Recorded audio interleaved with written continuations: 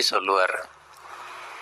ஞான நூல்களில் கூட இறைவன் பொருட்டாக தனது சரீர சுகங்களை விட்டுவிட்டவன் தன்னுடைய பிரயாணத்திலே முக்கால் பங்கை கடந்தவனாக இருக்கிறான் என்ற ஒரு கோடு சொல்கிறது.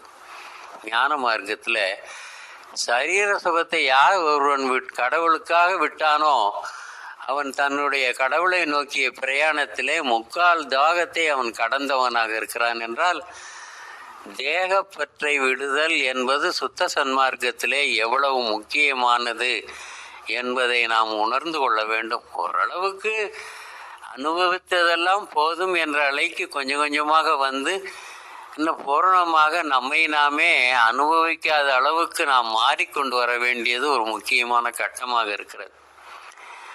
அதுபோல இறைவன் பொருட்டாக எவன் ஒருவன் தன்னைத்தானே தியாகம் செய்து கொண்டானோ, சகல தர்மங்களையும் அவனுக்கே அர்ப்பணித்து விட்டானோ, அவனை இறைவனே தேடி வருவான் என்று சொல்கிறது. இது ஒரு வகையான ஞானம். தான் செய்யக்கூடிய அத்தனை செய்கைகளையும், ஜீவகாருண்ய செய்கைகளையும், தன்னுடைய செய்கைகளையும் அந்த ஆண்டவனுக்கே ஒப்படைத்து விடக்கூடிய ஒரு மனோபக்குவம் யாரிடத்தில் ஏற்படுகிறதோ அவனை தேடி வந்து ஆண்டவனே ஆட்கொள்வான் என்பது ஒரு அனுபவ வாக்கு தான்.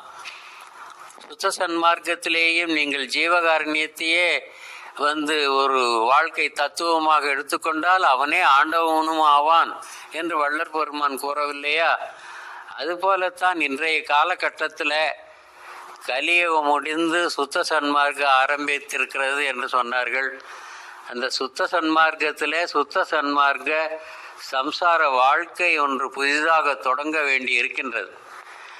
அத்தகைய வைராக்கியமும் விவேகமும் அதோடு நிராசையும் கொண்ட உன்னதமான குடும்பம்தான் முதலிலே உருவாக்கப்பட வேண்டியிருக்கிறது. சுத்த சன்மார்க்கத்தில் வைராக்கிய உணர்வு, கடவுளுடைய அருளை அடைய வேண்டும் என்ற வைராக்கியம், இறைவனுடைய அருளை பெற்று நித்திய மரணமில்லா பெருவாழ்வை பெற வேண்டும் என்ற லட்சியம், அதோடு நிராசை என்கின்ற ஒரு வாழ்க்கை தத்துவம், இந்த மூன்றையும் கொண்ட ஒரு சாது குடும்பம் உருவாக்கப்பட வேண்டியிருக்கிறது.